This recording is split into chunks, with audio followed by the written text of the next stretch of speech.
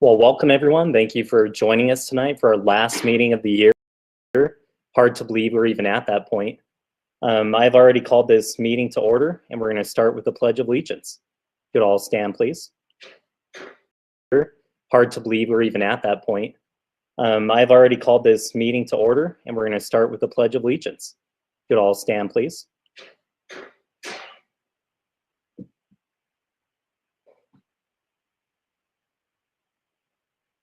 Pledge allegiance to the flag of the United States of America and to the republic for which it stands, one nation, under God, indivisible, with liberty and justice for all.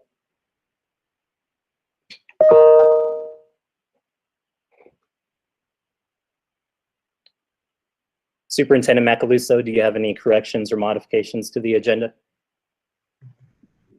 Thank you, President Voss. At this time, there are no corrections or modifications to the agenda. But I move that we adopt the agenda as presented. Second, this is Barb Clementi. I'll call the vote, please. Ms. Clementi? Aye. Mr. Farrell? Aye. Judge Mays? Aye. Mr. Voss? Aye. Dr. Wright? Aye.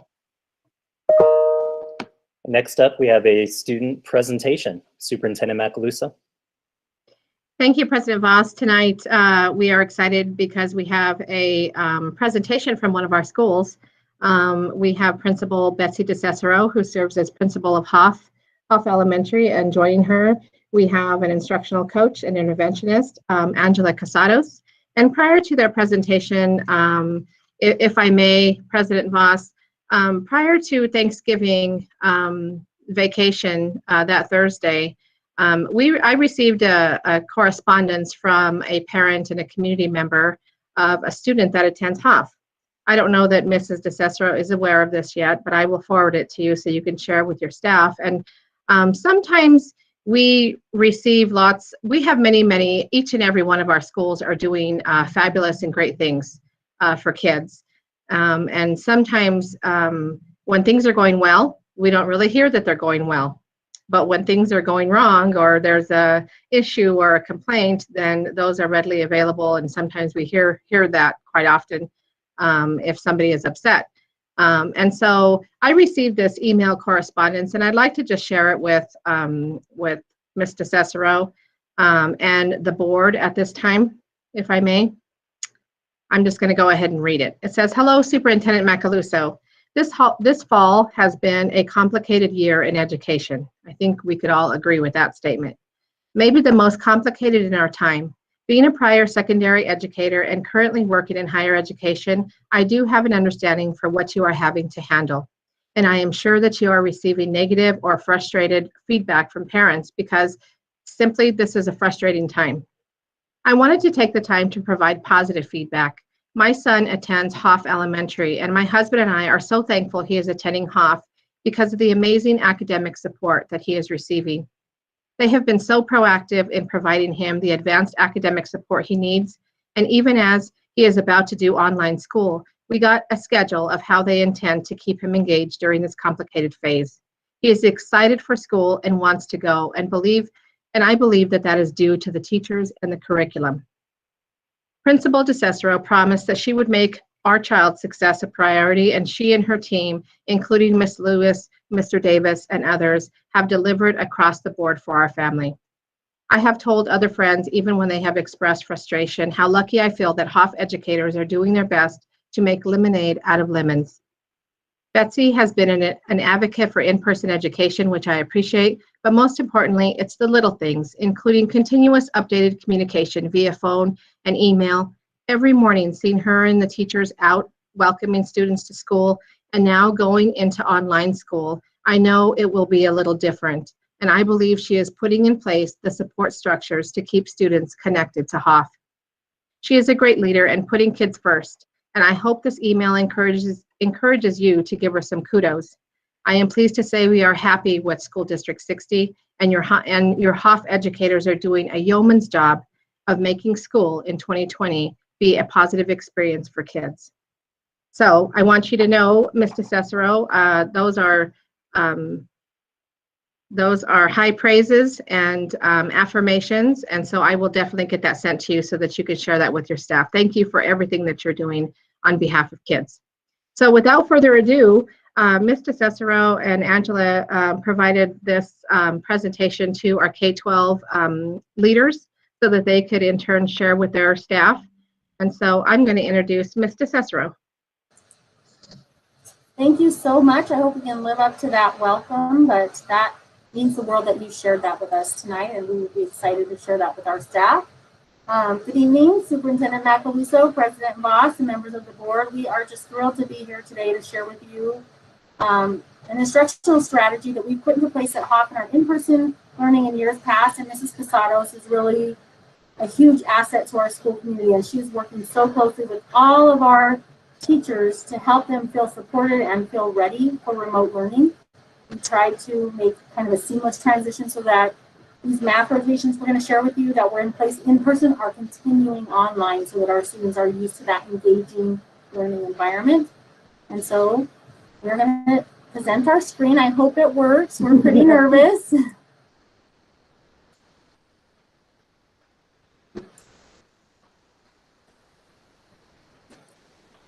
All right, so I hope you can see our screen. Yep, we can see it just fine. Great.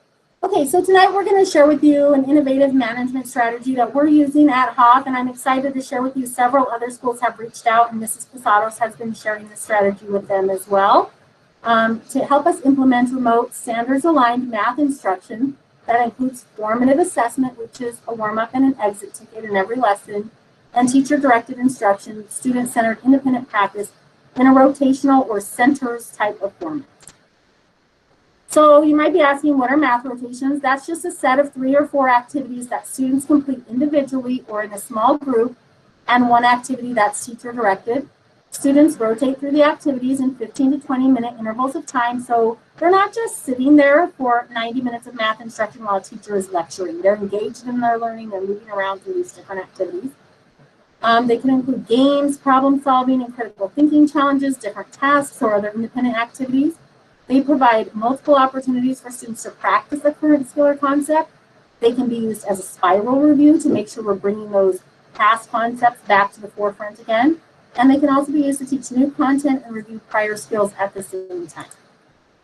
So why are we using rotations at Hawk? Because we find that it increases engagement through fast, lively activities. It decreases that teacher talk or lecture time.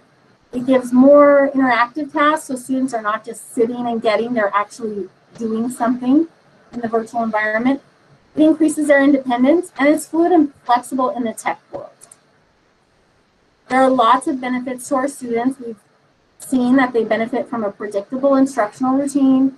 It allows them to practice skills in multiple ways, so if they're not understanding something in one way, they have a different type of activity to help them.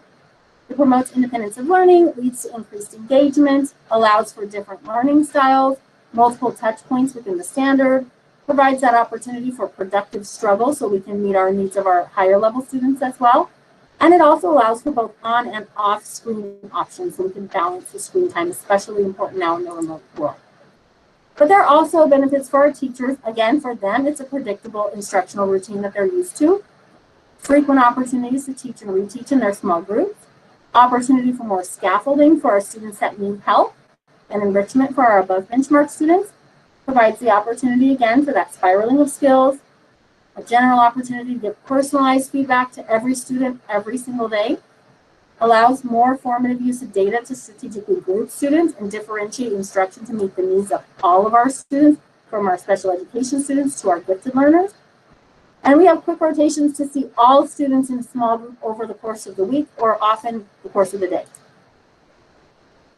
So we know when we implemented this that there was a learning curve for our teachers. And so some of the things that we thought about and we impressed upon our teachers is, what do teachers want students to know and be able to do as a result of their instruction? And that's something we think about in all of our lesson planning.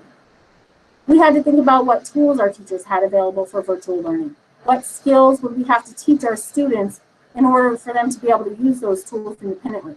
How would we form the groups? How many rotations would we present? What type of learning would happen during each rotation? Would it be collaborative, independent, facilitated by the teacher?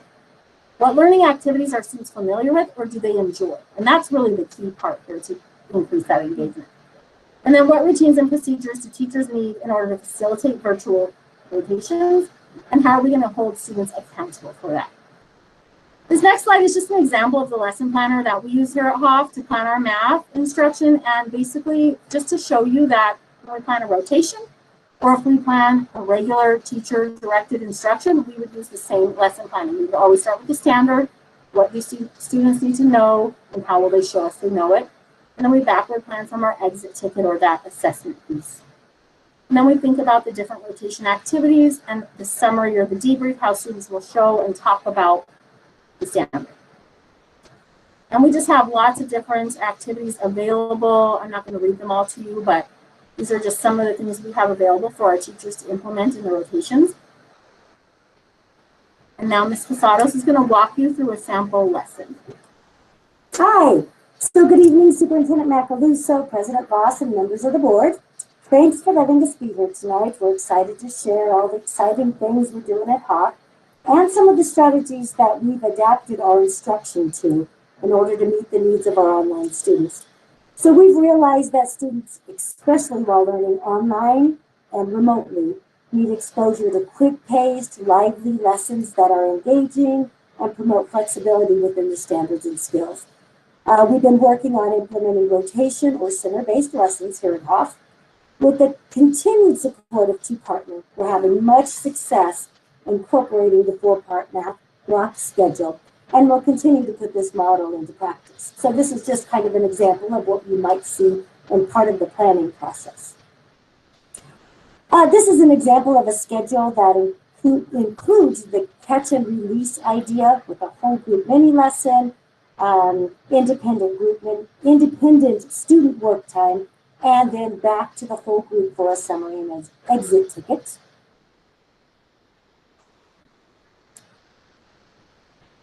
So teachers will post a rotation schedule similar to this in their Google Classroom.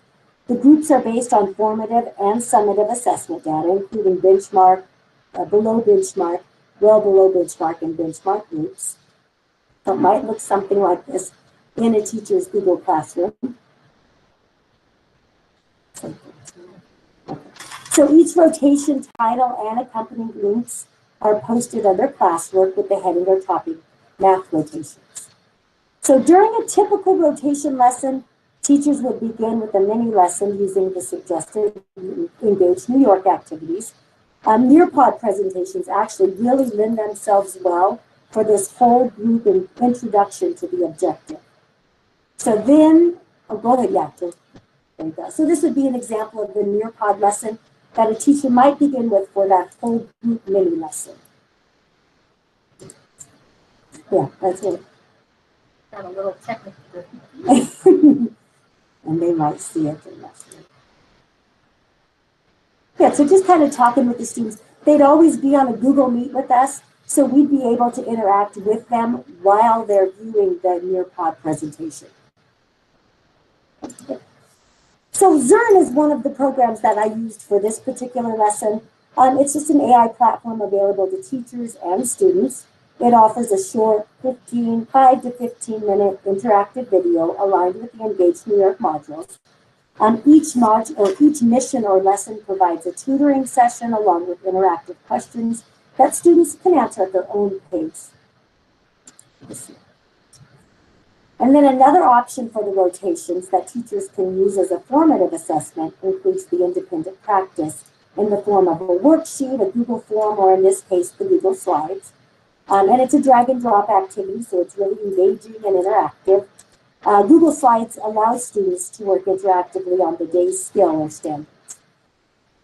And even a little challenge question to kind of differentiate between levels. So this is definitely a crowd favorite. The students are automatically hooked and engaged with the word game. So, but each game is standard based and aligned with the scope and sequence. And in this case, they're leveled games. The most important aspect of this rotation process is the ability to meet and interact with students on a more personal level. Most students right now feel super lost in this sea of boxed-in faces. So we're really working now to students to feel really comfortable and heard and seen. And there's many options for this teacher rotation, but we here at Hoff have been using this opportunity to deliver small group instruction on the Engage New York problem set, while still differentiating instruction to meet individual needs with activities.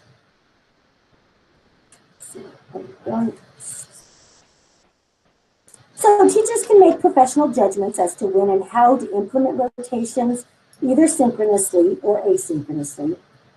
Pre-planning and establishing independent work time norms and expectations, it should be done as a whole group. So to begin implementing the rotation process, the teachers would really work through the centers with the whole class.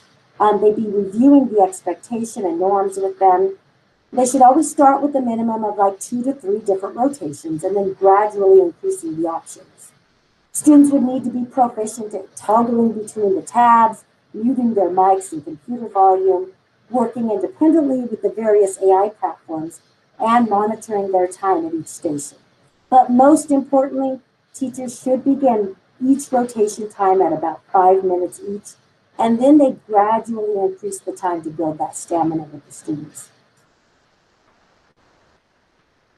Good. So that's just kind of some of the things that we've been doing here at Hoff to really engage and interact with the students. And I tell you, it has been a real success, and it's something that I'm super passionate about. I've been using them for about 10 years now in class, in the brick and mortar classroom. And I really realized we needed to use these rotations when I started losing the attention of students. Trying to compete with technology has been the greatest challenge of my career. So this was one of the ways that we could compete with it. Well, I hope that helps you to kind of understand our methodology here at Hoff, but we're happy to answer any questions you might have, and we really thank you for your time. And I'll just go ahead and go down the line here and see if anybody has any questions. Dr. Wright? I just want to say, first of all, thank you for your presentation. I was very excited to see the use of rotations. I know that can greatly benefit the students and help them with their attention span. And so just thank you. No questions, but I appreciate your hard work. Thank you so much. Judge Mays? I don't have any questions either, but I just want to say thank you so much. And I always am so excited when I see the enthusiasm of our educators and how they go about their work. And you certainly exemplified that tonight. So thank you very much. Mr. Farrell? No questions, but I know a big change like we're experiencing last semester and this semester can be a daunting thing ahead of you. So I appreciate that you're able to take lessons that you've used in the past and find a way to make it work in this changing environment that you're in. So thank you very much. Like my colleague said, the passion is evident that you're excited about being able to do this. So thank you. Ms. Clementi? Thank you. I am thrilled to see this, and thank you also for all that you're doing. I'm told from research that math has been the greatest gap of lost learning during this awful time. So to hear that you're doing this innovative, exciting way to keep kids motivated and learning math is spectacular. So congratulations and thank you very much. My only question is, have you found that teachers tend to be in the building so that they can work with you as they're doing this? Or how is that working for you? So right now, Ms. Clementi, we have 95% of our teaching staff teaching in person at Hoff. And I do think a large part of that draw is that teachers need the support of a team. And Angie has been integral to that support this year. We've never had a coaching position before. This is our first year, and I am so grateful to have someone with so much energy and expertise. And our teachers are loving. I mean, I get compliments about her every day, but they are loving the ability to come to work and have support in our building. That's wonderful. Obviously, appropriately masked. Our masks match. We did not plan it. That's wonderful. Congratulations. Thank you for all that you're doing for our kids. Thank you for having us. Yeah, thank you both for everything you do for our kids, and thank you for being with us tonight. We appreciate it. Thank you to the Hoff team again. I appreciate so much the fact that you are innovating and your groups are differentiated, and it's based on engagement and meeting the needs of kids. And I think we forgot. I think I jumped in there ahead of Judge May, so I apologize. Did I? Do you have a comment? No, I just mentioned how excited I always am when I see how enthusiastic our educators are and what they're doing, and I just admire their work. Thank you. Mr. Cicero, I also heard a rumor that your school was recently voted best public school in Pueblo. Could you tell us a little bit about that? Did I get that right? You did. We are super excited about that. You know, we're a school of about 300 students. We beat Pueblo County High School, Centennial High School, South High School, a couple of elementary schools out in District 70 in the final round. But anyway, we are super excited about that, and we have a lot to live up to at Hoff. So thank you. Congratulations. Thanks again for joining us. Next up, we have public comment. Mr. Sprouse. Thank you, President Voss. We did receive 5 public comments this evening that I'd like to play for you now.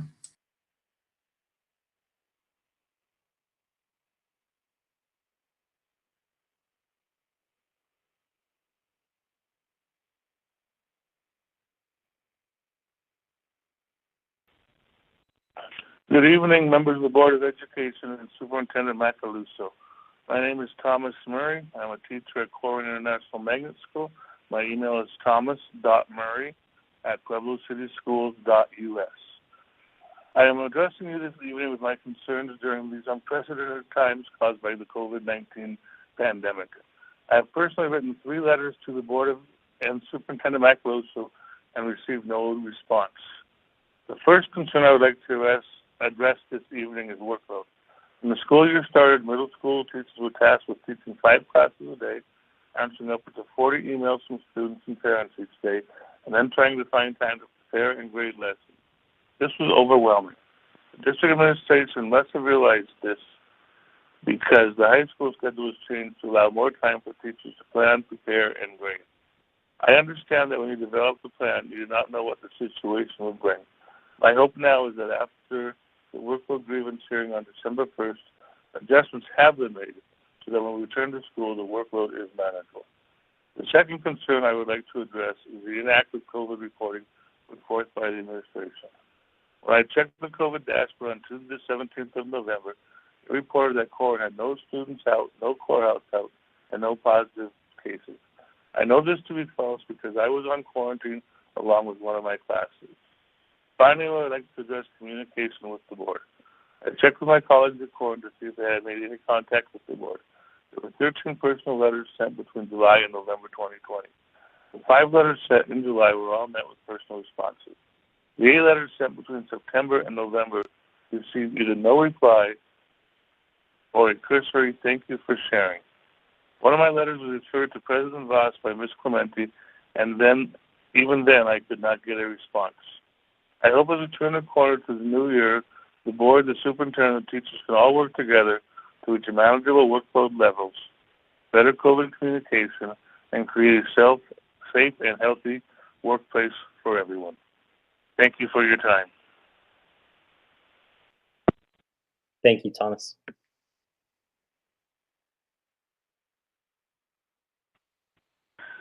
Hi, my name is Teresa Haas. My email address is Teresa, Teresa, period, Hawes, Hawes, at Pueblo City Schools. Good evening, members of the board and those who are listening. I want to first begin by sending a heartfelt thank you to all the individuals and people who have made school possible up until this point, including the students, guardians, parents, teachers, peer pros, secretaries, administrators, nutrition workers, resource workers, nurses, counselors, custodial workers, IT specialists, and countless others. As you can hear, it truly takes a village to raise our children, and I don't think many of us could have done this school year or have been very successful without the help and support of each other. So thank you to everyone, and namaste. 2020 has been a year unlike many of us have probably ever experienced, and I think it's safe to say it hasn't always been easy to adapt to the never-ending changing circumstances due to this pandemic. For many of us who make up our schools, including myself, this year has been anything but linear. Our schedules and routines have changed more times than I can count, often with little notice, and the shift from traditional to all virtual learning hasn't always been easy to navigate. Coping with all this while a pandemic rages in the background and in our community has been at times a bit stressful, and I think many of us, including our students, are starting to feel that burnout. And I just want to comment that workload and burnout is not just a problem being experienced by our teachers. So what do we do now? Because we're almost halfway through with this academic school year.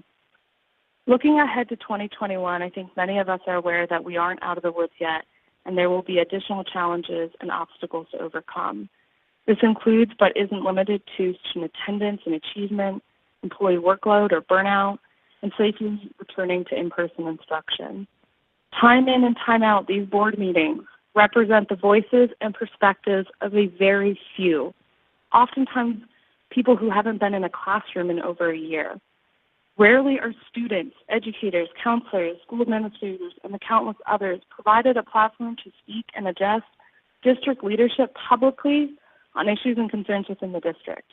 While Superintendent Macaluso pointed out during the last meeting that the community can leave a 3-minute comment from 7:30 a.m. to 12:30 on the day of the board meeting, this option isn't often inaccessible to working people such as myself and not always well advertised. Also, 3 minutes isn't a lot of time to really hear the perspective of others, and I think that's really important for decision making. We are in a position as a district where we are having to reinvent what it means to be a school, and I don't think we can do that successfully until we begin to listen and collaborate with the many people who make up our schools. Thank you and have a good night. Thank you, Teresa. Good evening, members of the Board of Education and Superintendent Macaluso. My name is Katie Brown, and I'm the school counselor at Sunset Park. My email is kateieembrown@gmail.com. In a year of unimaginable challenges, I'm calling with a comment about mental health. It's not just my profession, but it is also my passion. While employees of the district have grappled with so much this year, I wanted to share the reality for many of our educators, as well as some information about how uncertainty, especially related to a perceived threat, can create anxiety and impact the work and the quality of life for our educators. It's important that we stay connected to the impact this uncertainty has on public health. I hear consistently from many of my coworkers, what about January?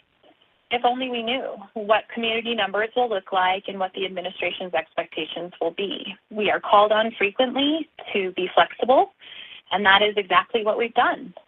Worked up multiple schedules just to have them changed because of a new plan. We left the building each day knowing that we may get a call that evening letting us know that we would not be able to leave our homes for 2 weeks. But we adapted.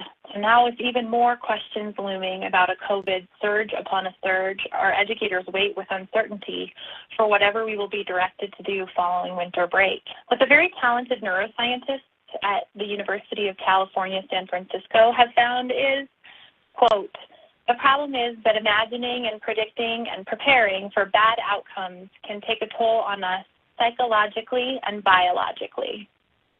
The authors of the article go on to describe how it makes it more difficult for people to focus and filter information. When this uncertainty is long-term, people won't be able to tune anxiety properly to discern real threats from less likely ones.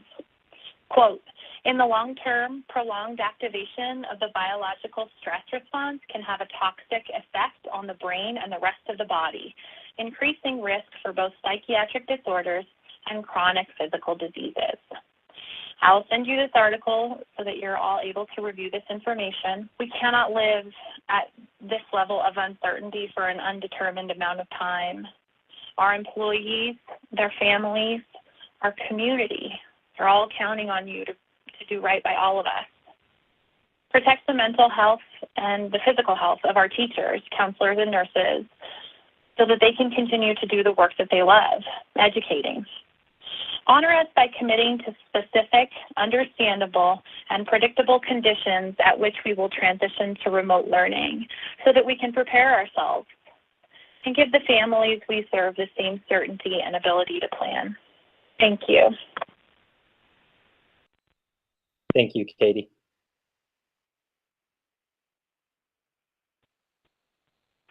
Hi, this is Justina Carter. Justina.Carter@PuebloCitySchools.us. President Voss, thank you for asking Educator Voices to be part of your board meeting. I know that some of our members have taken time to record messages for this meeting today. It's not easy to find the time and to find the right words, and it's hard to risk the public criticism that sometimes goes along with speaking at these meetings. So I want to say how much I appreciate everyone who is compelled to step up to the microphone because it's so important for you to hear us.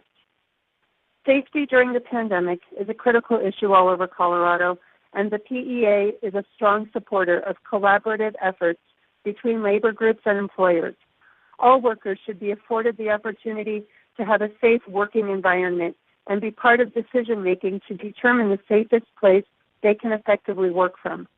The PEA leadership has spoken out many times on behalf of our members, expressing our serious concerns about educating students in the safest possible way and keeping teachers, counselors, and nurses working remotely when our work is online. And we are glad that you heard our voices. We appreciate your respect for the professionalism of the PEA bargaining unit, allowing some District 60 educators to make a safe and appropriate decision about working remotely in December. We all want to know what will happen next. It's important that there are defined thresholds that go along with the COVID dial so we know when it's safe for teachers and students to return to our schools.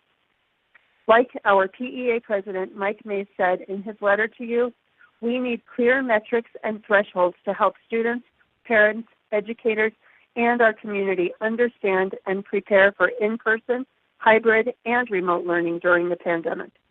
We want to work collaboratively with you all to create something that helps ease the confusion, stress, and uncertainty we're all feeling about COVID in our schools. We're ready to work with you and create a dial that works for Pueblo. So let's work together. That's what's best for students. Thank you. Thank you, Justina.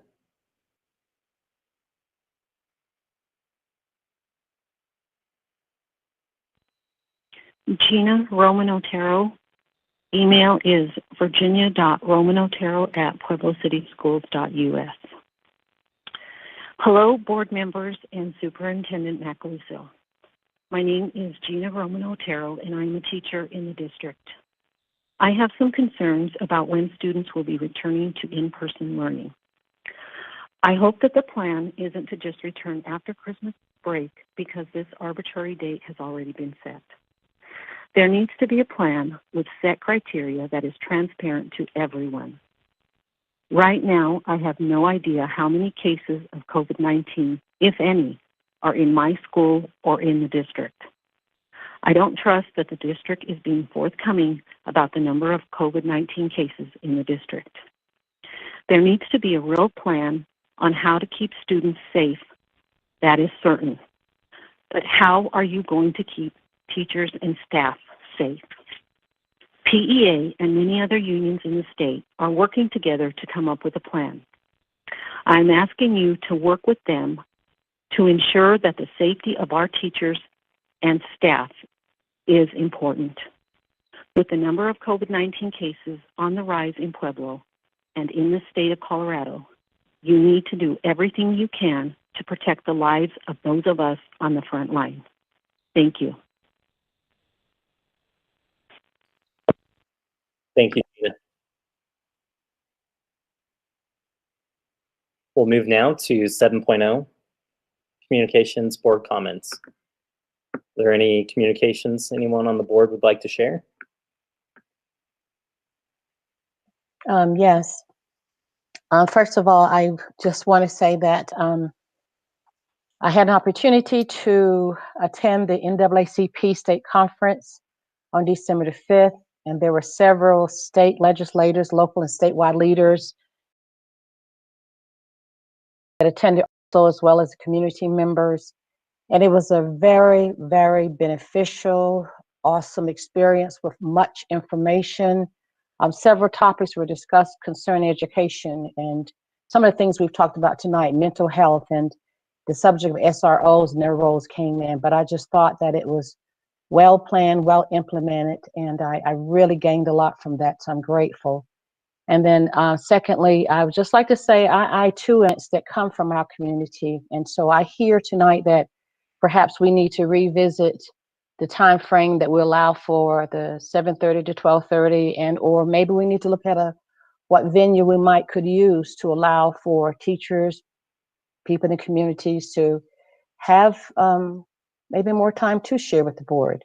That's just something I just want to say. We do want to know, how people feel. And I know we have venues in place. I'm not discrediting those, but perhaps we need to look at maybe expanding something. I just want to put that out there for us to consider. Thank you so much. Judge Mays, do you have any communications? Not at this time. Did you get that? Mr. Farrell? I did, yeah. Thank you. I have nothing for this evening. Thank you. And Ms. Clementi? Of course. A couple things. First, I represent this board on PACOG, the Pueblo Area Council of Governance. And in the next couple days, that organization will begin discussing the new vision for Pueblo for the next 20 years. We've been functioning off of a plan that was developed in the early 2000s, and it will be revised. So I would invite any of you who have thoughts about how we can include education in that plan to contact me. I guess there's a period at the end of that sentence. Secondly, I attended the virtual CASB convention last week and was moved to tears many times, motivated and inspired often by the speakers and the work that went on during that convention. I hope that, CASB is working this year with a focus on equity, and I'm hoping that perhaps in January or later in the year, we can begin to have some conversations around equity as it applies to our district and the way we function. That, of course, in addition to all the other moving parts that are going on and happening every day now in our buildings. I hope everyone has a good holiday and works at staying safe. Board Member Clementi, I would love to schedule some time with you to talk about the events of the CASB convention. Unfortunately, I wasn't able to attend just because I had some family issues going on. So would love to hear, especially about the equity piece and the other things that you learned. Great. Well, we'll schedule something soon. Superintendent Macaluso, do you have any communications? Yes, I want to remind the community that there is community-based COVID testing. The hours, they do have new hours. That is from 8 o'clock to 5 o'clock. I believe that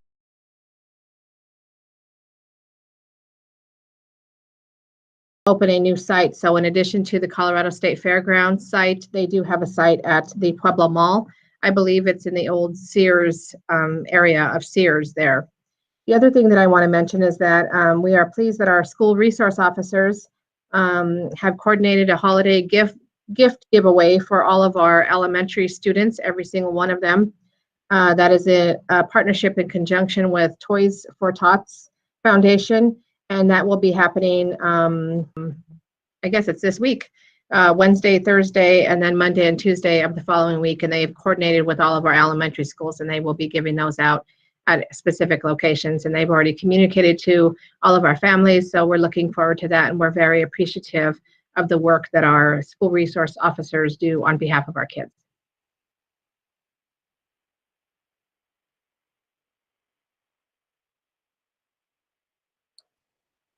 Thank you. And with that, we'll move to 9.0 reports, and we'll start with the K through 12 distance learning update. Thank you. So at this time, I believe that Mr. DeCicero is going to start us off, and then I believe also Ms. Maury will also join him, and maybe other members of my team. So I think we'll start with Mr. DeCicero. Yes, thank you. Good evening, Superintendent Macaluso, President Voss, members of the board. I'm going to begin by talking about our December COVID plan for staff. I'd like to begin with our buildings are safe places to work, and our staff has done a remarkable job in the face of this pandemic to keep them that way. However, in an effort to reduce capacity with the recent increases in COVID cases in our community, we have developed a plan with the intent to reduce capacity, but continuing to best meet the needs of our families that we continue to service. This is a limited term plan through the month of December. For our schools, our principals and administrators are working from the buildings. Certified staff may choose to work from their classrooms or remotely. If staff chooses remote work, it is with the understanding that if work is not completed or they're not accessible during work hours, they will be required to return to in-person work. Support staff are also working from our buildings. Our ECEs and certified pre-K teachers are rotating 2 days per week to reduce adults in a shared space. Our school-based staff had to create a schedule with principals if there is a desire to work in person or remotely at their schools. All staff, of course, are reminded if you are sick, stay home and do not come to work. Staff who are ill or unable to work during their regular hours must enter excused leave, whether they're working in person or from home. Schools must continue to implement appropriate mask wearing and social distancing at all times. If employees do not have separate offices or classrooms, every effort should be made to ensure social distancing is possible, even if, of course, if they're working in person. School-based staff may come in or be called in to pick up, complete, or submit work and other essentials if they're choosing to work remotely. For our administration building, our maintenance and technology and warehouse buildings, department heads created a plan outlining their needs for essential staff to work in person with a reduced capacity if possible. All of the other guidelines I just discussed in relation to social distancing, reporting absences, picking up work, and the potential to lose the ability to work remotely if that is an option for staff are also in place for all of our departments as well. I want to reiterate that our schools are safe places to work from. Our schools and administration continue to be open for business. We want our families to have access to contact us for support with the enormous challenges related to distance learning and any other questions that they may have and they need access to us for. And with that, do you have any questions?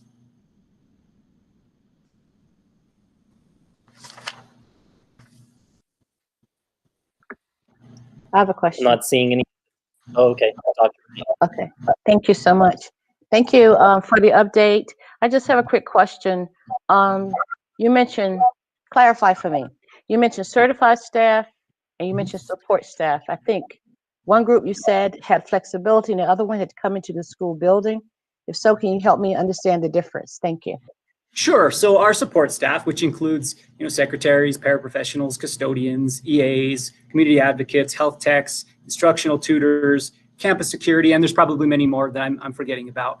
All those support staff are reporting to our buildings as our buildings remain open. I think we would all agree roles are different throughout the district. Some have the ability to complete remote work. Even remote teaching, I think we could agree, has its own unique challenges.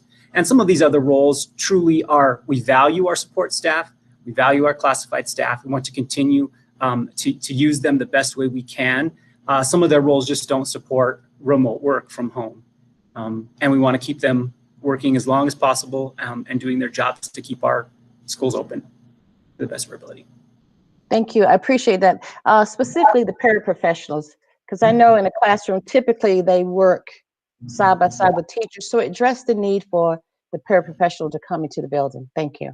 Sure. Paraprofessionals are not licensed educators. So they still need to be under the supervision of a teacher. So we're asking them to come to the buildings to be able to support those teachers where they're in the room and in the presence of that licensed individual, so that if they are interacting with classrooms or with kids, that they are under that continued supervision of that licensed educator in person. Okay, thank you very much. So you're saying then if we all go, how would that change if they all go remote? How would the role of the paraprofessionals and the support staff change? You may not be able to answer this right now, and I understand if you can't because it's evolving. But if we were to go full-time like we did before, how would their roles shift? It would have to shift. And I think you're correct in the way that we probably wouldn't be able to give an answer to what that could 100% look like at this point. But that would be a challenge in that they really wouldn't be, it would change that role if we were all remote and staying from home, like if we were on a stay-at-home order. Okay, thank you so much, sir. I appreciate you addressing my questions. Sorry. Are there any other questions from the board? Okay, then with that, I'll turn it over to Mr. Rick Macias, the athletic director, who is going to give us a CHASA update. Thank you, Mr. DeCicero. Good evening, School Board President Voss, school board members, and Superintendent Macaluso. As we have all experienced during this pandemic, we must always be ready to adapt to the current number of COVID cases. With the high number of cases throughout the state, the Colorado Department of Public Health and Environment released a statement to the CHASA to delay the start of Season B. Quoting the CDPHE Executive Director, Jill Hunsaker-Ryan, our top goal for the new year is to support a return to in-person learning. Season B sports are conducted mainly indoors during the colder months, which reduces the ability to assure social distancing. This in turn may further promote disease transmission at a time when we need to ensure that students and teachers are protected and that in-person learning is the highest priority. With that, the CHASA will start our winter sports. Practice will start January 25th, and the season will start on February 1st. That's as of yesterday when they made that release. Now, they're going to meet again on January 14th to determine if this is going to be a go. With that, too, that means all the other seasons will be delayed. Season C, which consists of the rest of our fall sports, boys soccer, gymnastics, volleyball, those will be moved and start hopefully on March 22nd and end on May 8th. And those will all three, the rest of the seasons, the rest of the 3 seasons will be only a 7-week season. And then our last season, which was Season D, which is our traditional spring sports, will start on May 8th and end on June 26th. So we're going to go late into the school year, into the summertime to end our seasons. Girls golf and girls tennis have a little bit more of a adapted type season because of their how their seasons go. So that's all what it is right now. That's the update for athletics as of yesterday. And again, we'll hear on January 14th if there's going to be any more changes. And I'll let cabinet know, and also our school board members if there is a change come January 14th.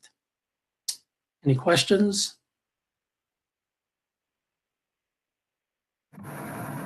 Thank you, Mr. Macias. I wanted to close the update tonight by just sharing an update on our meal distribution. Believe it or not, the Friday before Thanksgiving, we distributed almost 16,000 meals. So our nutrition service staff deserves a big round of thank you. They're doing an amazing job. We have 5 sites where we're distributing on Tuesday and Fridays. Those sites are the 4 comprehensive high schools as well as Risley Middle School. On those Tuesdays and Fridays, they distribute 3 or 4 breakfasts and lunches. The last day of distribution before the break is on the 18th. But on Friday the 18th, they're actually going to distribute 14 days worth of meals to carry families and students through that vacation time. It will be a bulk distribution. Of course, it'll look a little different. We've also been continuing to incorporate the fresh fruits and vegetables program, again, distributed in bulk on Fridays. And we're partnering with some other local organizations to assist and support meals distribution for seniors as well as our students. So lots of good work going on there. Any questions? Otherwise, that is the end of our update on distance learning. Thank you, Ms. Moore. Do you have any questions? I have a question, but I want to say I'm so grateful that we're still able to help with the feeding of our students and families. So we really appreciate it. Thank you so much. Judge Mays? You know, I sit here with my mouse and all that. By the time I get to it, it seems like it's a long time, but I don't have anything to add at this time. Mr. Farrell? Nothing for now. Thank you all for the report. And Ms. Clementi? Thank you. Ms. Morey, hopefully you'll express our gratitude and thanks to the hourly employees who are taking care of our communities, our community, in such an important way. That's not only so important, but such great work. I wonder if I may ask, since this is a learning update, a couple other questions of you. As we look to the next year and the next semester, I wonder if you and your teams have started the conversation about grading and how that's going to be affected by the changes. I know at the university level, things have been changed, and I certainly have seen articles in Chalkbeat, and we know about the achievement gaps and the equity issues there. So I guess I'd just like to hear that you're starting to think about that.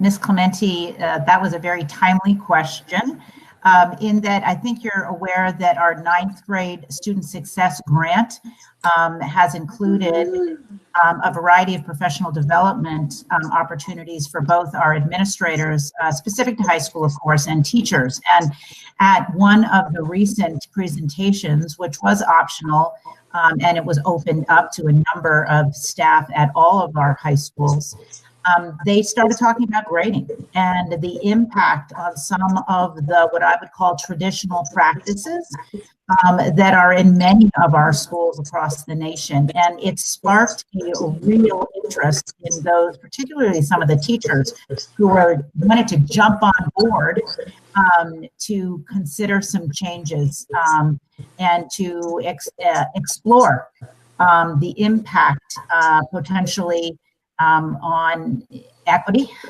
and opportunity for all students really to demonstrate learning and in a variety of different ways and in a variety of different opportunities, additional opportunities as necessary. And so I can tell you that dialogue has started.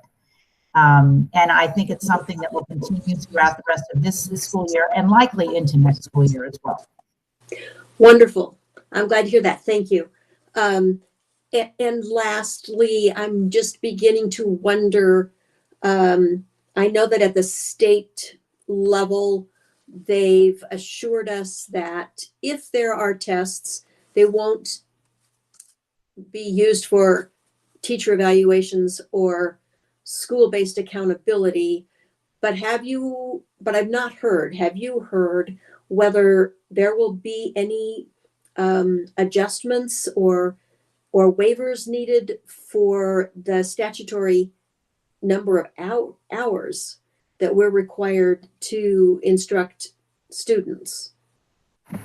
I don't think we have any final information on the assessments or hours. And as you know, we have schools and districts across the entire state who have needed to change their calendar slightly to adjust during the time of the pandemic. So it's certainly not just our district. In terms of the assessments, no official word on that yet. I understand that stakeholder group is fairly polarized. So you're keeping an eye out for those kinds of things. We sure are. Absolutely. Great. And you'll keep us updated. Thank you so much. Thank you to all of you for all of your work. We really appreciate it. We'll move now to the annual submission of the Unified School Improvement Plans report. Thank you, President Voss. I'd like to introduce you to Mr. Ted Johnson, who will provide this report. He serves as Executive Director of Continuous Improvement and Innovation, and he's going to give us a little overview of the process for submitting our plans. Mr. Johnson? Thank you very much, Superintendent Macaluso. Let me go ahead and present my screen here. Are you all able to see that okay? You're not sharing yet. Let me give it another shot here.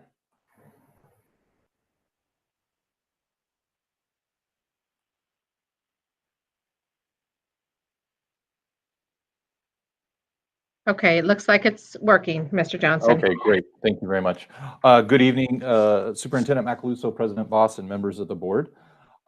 Each year, schools and school districts must submit their updated Unified School Improvement Plans to the Colorado Department of Education, starting with those schools that have a priority improvement or turnaround plan type assignment. Later tonight, you will find a consent agenda item regarding the submission of the first draft of these plans, which must be submitted to the Colorado Department of Education by January 15th. These drafts are then reviewed by the department, and we receive an opportunity to make additional revisions based on their feedback prior to final submission. And although we gave a similar presentation to you all last year, we wanted to share a few updates with you as a result of the impact of the COVID-19 pandemic. You may recall that Unified School Improvement Plans, or USIPs as we like to call them, are the mechanism by which schools and districts develop and submit a plan for improvement in compliance with the Educational Accountability Act of 2009. All schools and districts are required to submit a plan on an annual basis, although the plans are often written with a 2-year timeline in mind. The USIP plan template and development process are intentionally designed to help schools identify and implement their improvement efforts as part of the cycle of continuous improvement. The plans also serve to streamline state and federal accountability requirements, thereby reducing the overall number of plans that a school has to submit. This also ensures that schools are thoughtfully using their resources and supports in alignment with the strategies they've identified within the plan.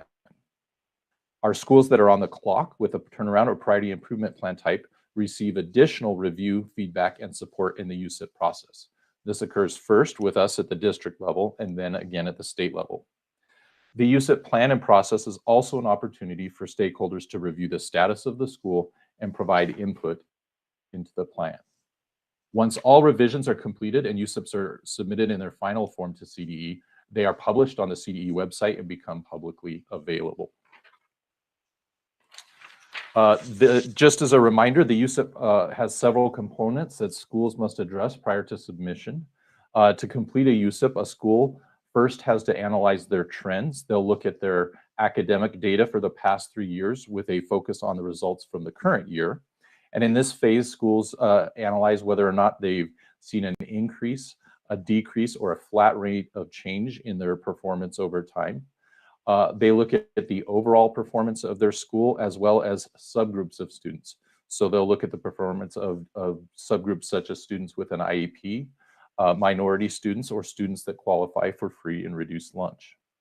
Based on the trends that they see in their data, they identify performance challenges and they put these in to priorities. For example, a school might look at their data and note that the school has consistently been scoring below math expectations. After they've determined their performance challenges, there's an opportunity to reflect on the root causes that are causing these performance challenges.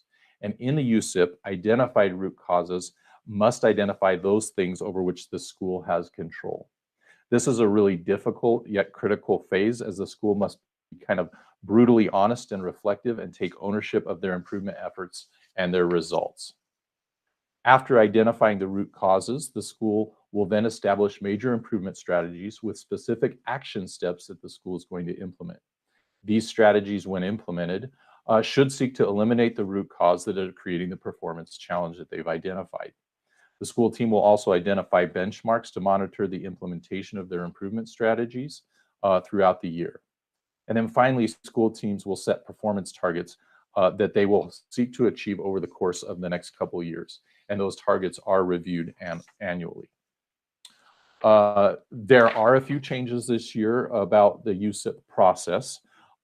First, because of the pandemic last spring, as you all know, the annual state assessment known as CMAS at the elementary and middle level, and the SAT and PSAT at the high school level were not administered to our students last spring. This is one of the key indicators, data indicators for accountability and for the development of our USIP plans. Since the state did not have this information, they did decide to pause the accountability clock this year, and they indicated that all schools would maintain their current plan type assignment from the previous school year. So for example, if a school was identified with a priority improvement plan type a year ago, it would be the same for them today. And as Board Member Clementi was just mentioning and asking about the decision, there has not been a decision yet regarding the assessments in the spring. There is a stakeholder group that's been making recommendations, and I would concur with her that they seem to be a little bit divided on which direction they think they should go. So we will continue to look at that.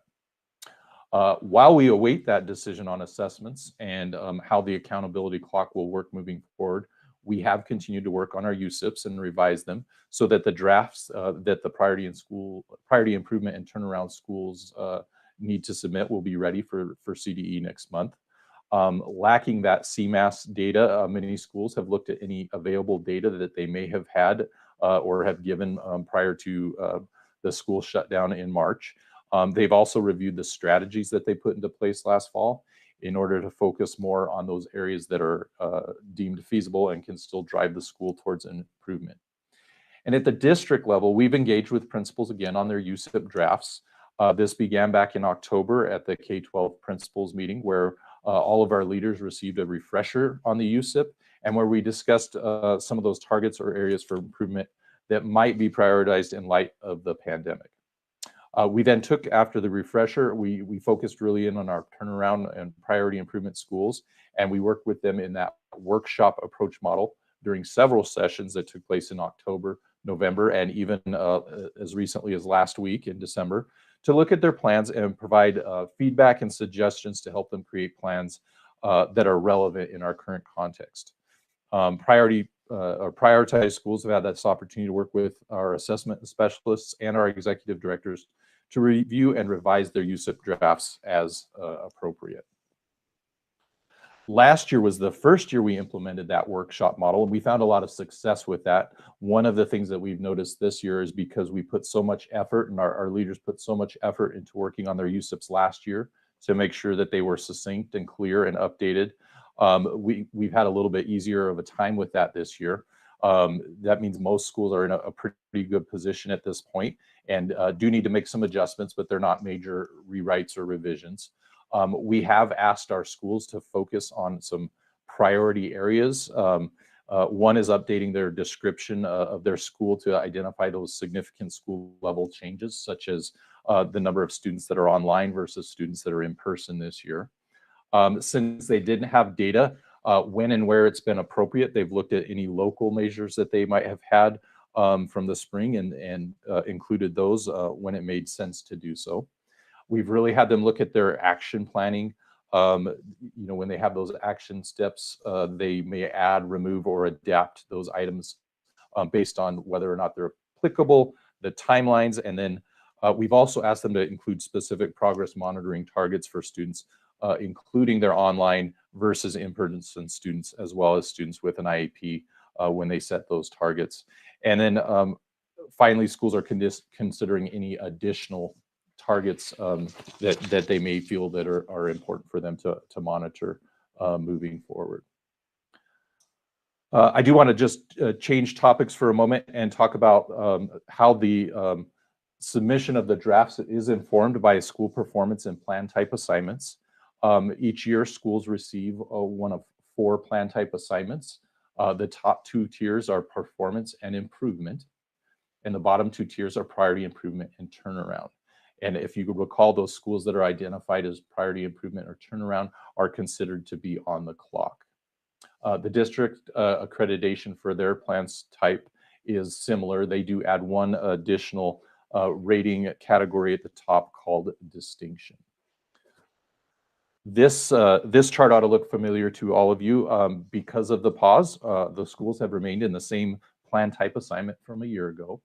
So working from performance back, we have 12 schools that were identified with a performance plan type, and they've remained there.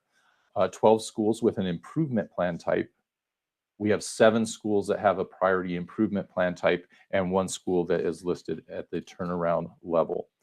You'll also note that District 60, our district, plan type assignment remains at the improvement level. Again, the same place as it was last year. As I mentioned at the onset of this presentation, you'll find a consent agenda item this evening regarding the submission of our priority improvement and turnaround drafts. Those submissions will go to CDE, and we will get some feedback from them at some point. Our other schools that are not required to submit a draft at this time, we'll continue to work with them and review their documents. They don't usually receive a feedback from the state on their plan, so we work extra hard with those schools to make sure that their plans are really clear and succinct and ready to be published on the web. So we've been working really hard on this, and they're ready to go to the state board next month. I believe you have a copy of the drafts that we'll be submitting in your materials, and at this time I'll go ahead and stop the presentation and take any questions that you might have. Dr. Wright, do you have any questions? No, I don't, because actually you addressed, I just want to say I thank you so much for your hard work, and I know it has been very difficult. When you change a school improvement plan from in-person to online and hybrid, there's so many parts. So one of the things I wanted to ask you answered, and that was, what did you have to modify in terms of the criteria for measurements in some areas because of COVID? And I think you addressed that. So I'm appreciative, and I look forward to, I just want to say thank you, and I commend your team for your work. Thank you. Judge May? No question. Mr. Farrell? No questions. Thank you, Mr. Johnson, and all of the schools for your work in adapting in unusual circumstances to continue the work. Thank you.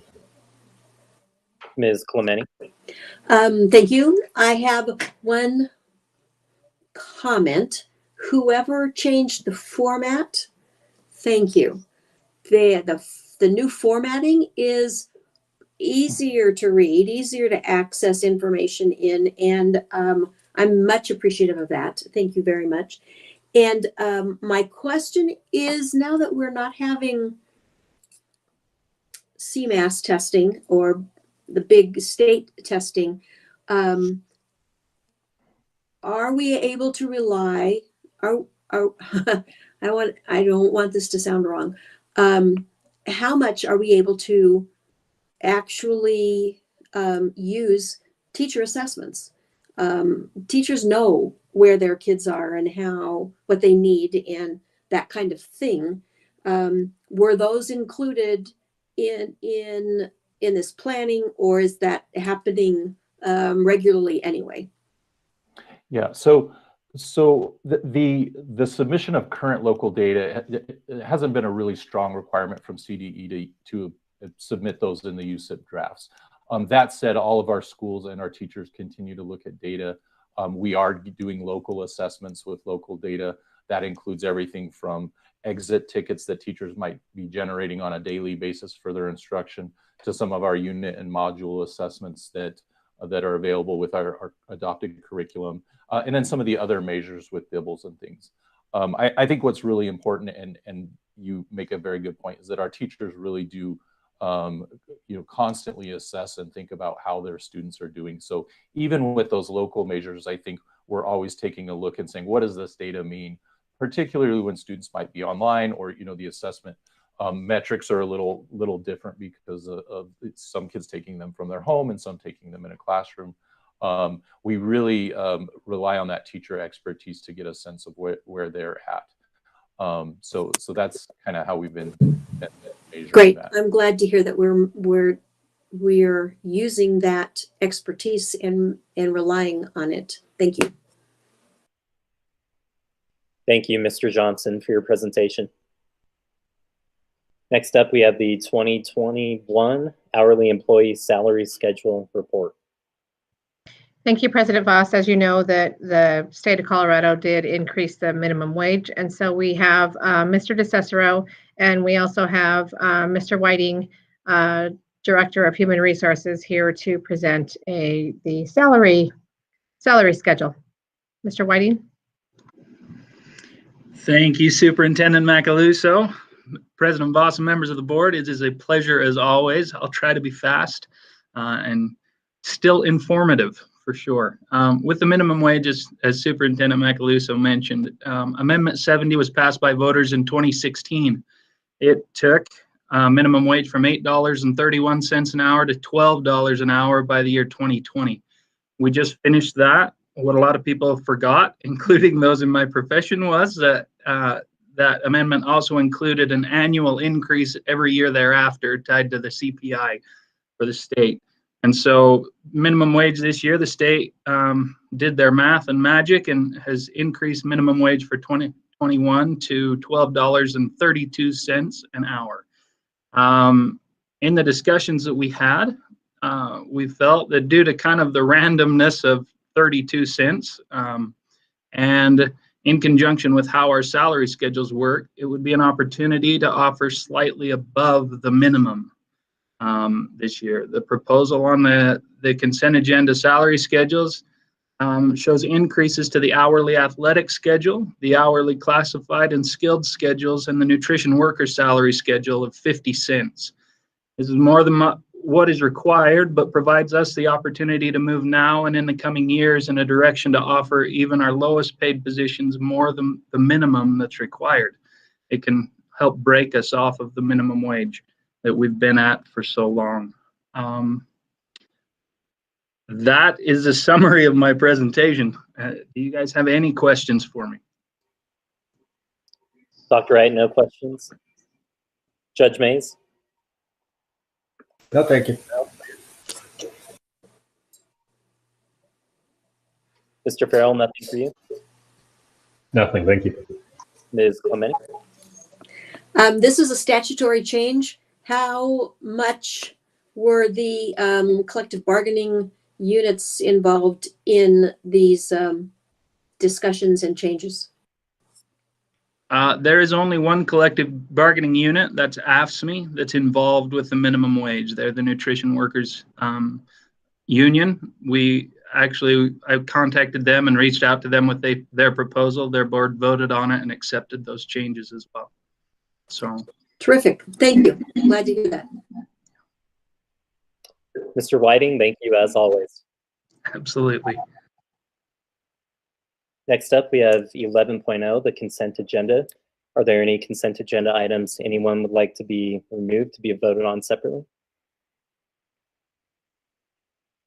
I move that we approve consent agenda items 2 through 13 as presented. Second. Any discussion? I'll call the vote, please.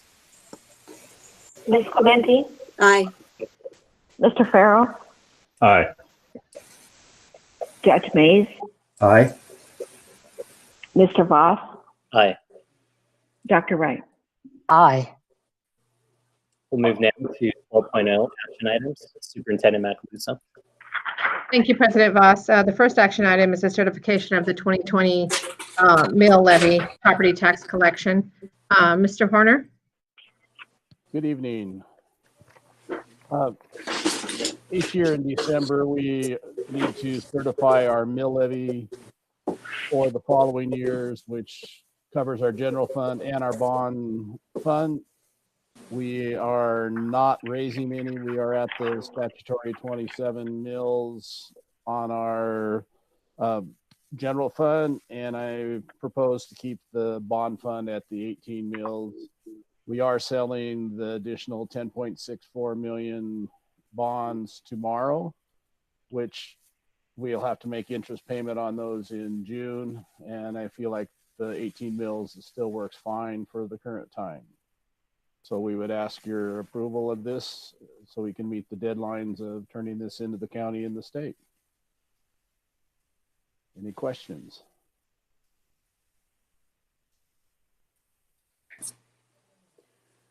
May I just reiterate that we are at the statutory maximum? Is that accurate?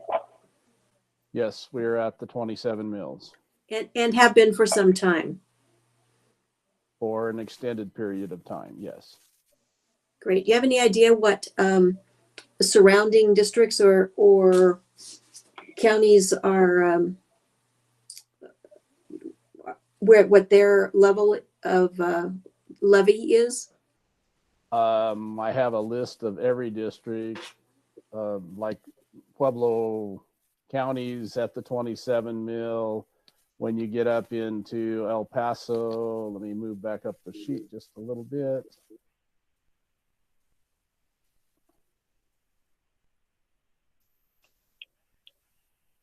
Got to keep the mouse moving, sorry. There's, most of El Paso County is at the 27 mil, but, you have Harrison's at 15.7. Hanover is at 26.1.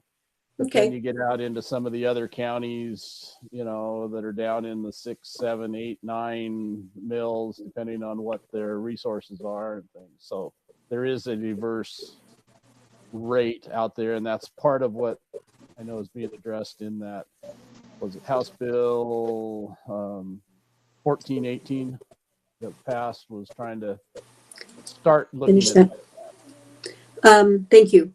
Do you see any, I'm glad we're doing this, and I absolutely support it. Looking forward, as we see businesses struggle with the pandemic, do you anticipate any issues with the devaluation of commercial property and changes with that as we move forward?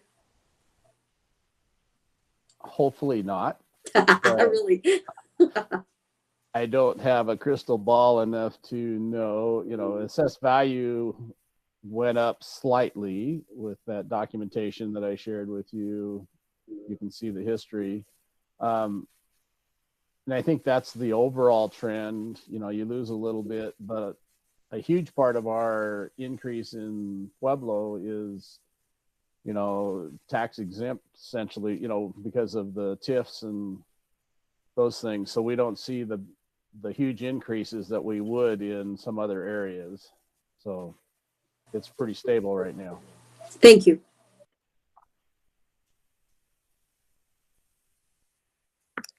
Seeing no other questions, pursuant to section 39-5-128(1) CRS as amended, I move the Board of Education of Public School District number 60 hereby certifies to the Board of County Commissioners of Pueblo County that the school district's 2021 levy on all taxable property within the county shall be as follows. Mill levy per HB 20-1418, 27.000, HB 20-1418 tax credit 0.000, Come on, three. 27.00, abatement 0.021, bond redemption fund 18.000, total mill levy 45.021. I'll second. Any discussion? I'll call the vote, please. Ms. Clementi? Aye. Mr. Farrell? Aye. Judge Mays? Aye. Mr. Voss? Aye. Dr. Wright? Aye. Next, the 2020-2021 proposed amended budget for Fund 41. And we'll just allow Mr. Horner to keep on talking to us. You know that we're allowed to amend our adopted budget. So, Mr. Horner. So normally we just amend the budget in January, which we will be doing the whole budget. But because we are lucky enough that we received the 2 BEST grants, and that required us to sell the additional bonds to provide to the state, we need to allow budget authority for that to pass through our accounting. Even though we don't get to touch the money, it kind of bypasses us, but on paper it is ours and passes through. So that's one of the main items that we're doing in this adjustment to Fund 41. And also our projects are moving faster than we had budgeted, so we need just a little more budget authority to spend in Fund 41. So that's the primary thing that's happening with Fund 41. And then if you remember back, we're also in the resolution asking for the acceptance of a supplemental budget for our Fund 22 for our CRF funds, pardon me, because the state took that from our general fund and said we had to document it as a grant so that they get their documentation correct. So we need you to accept that as additional revenue, even though it isn't any new money. It's just transferring from one fund to the other. It's the $1,678,958. And part of that actually goes to our 2 charters, but we need your acceptance of that so that we're staying within the statutory rules. And that's what we're asking for out of this. And that also, the appropriation resolution is there that we need your permission, modifies the numbers to match. I'm open for questions.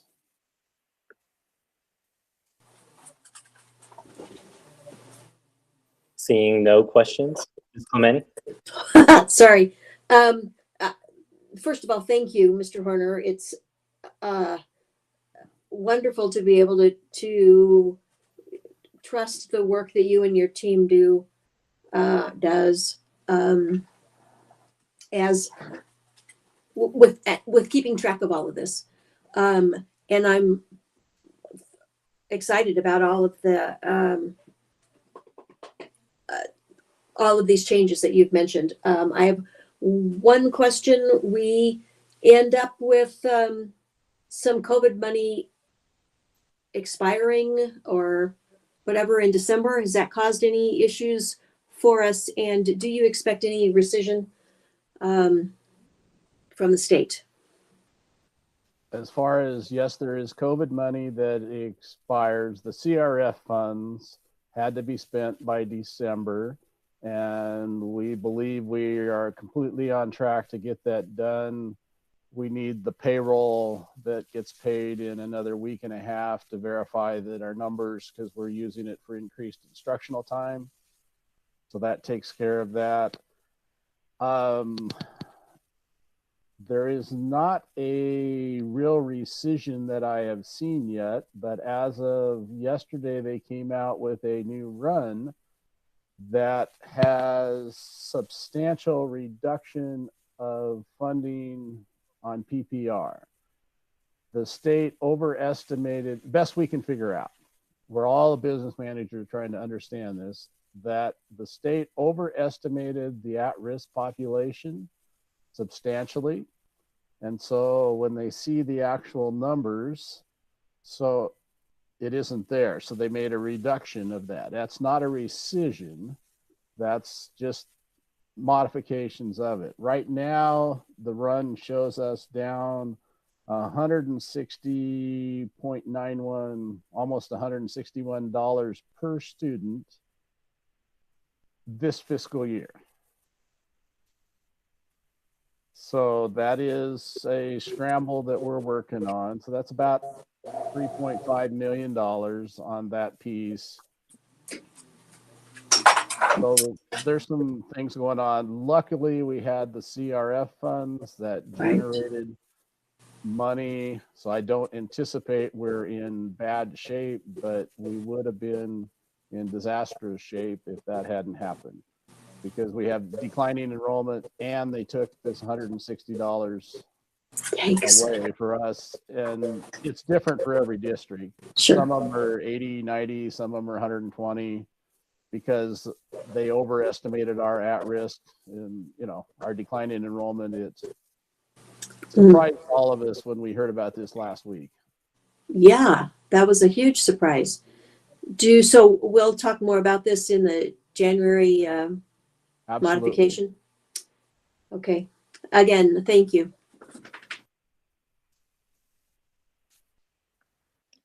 And I will move that the Board of Education adopts the 2020-2021 proposed amended budget for Fund 41, supplemental budget for Fund 22, CARES-CRF funds, Grant 5012, as modified by CDE for $1,678,958, and the appropriations resolution as presented in tonight's board materials. Second. Any discussion? I'll call the vote, please. Ms. Clementi? Aye. Mr. Farrell? Aye. Judge Mays? Aye. Mr. Voss? Aye. Dr. Wright? Aye. We'll move on then to 13.0, board discussion recommendations for agenda. Are there any recommendations from the board? Mr. Farrell? I would just like to echo what Board Member Clementi mentioned earlier. I also attended the virtual CASB conference and have a renewed sense of excitement about equity and some discussions that we can have around that moving forward, and that basically everything that we do as a board should have that lens also. So thank you, Board Member Clementi, for bringing that up earlier.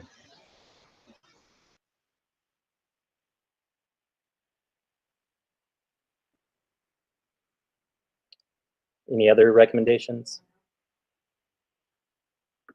Seeing none, we'll move on to 14.0 announcements. Does anybody have any announcements?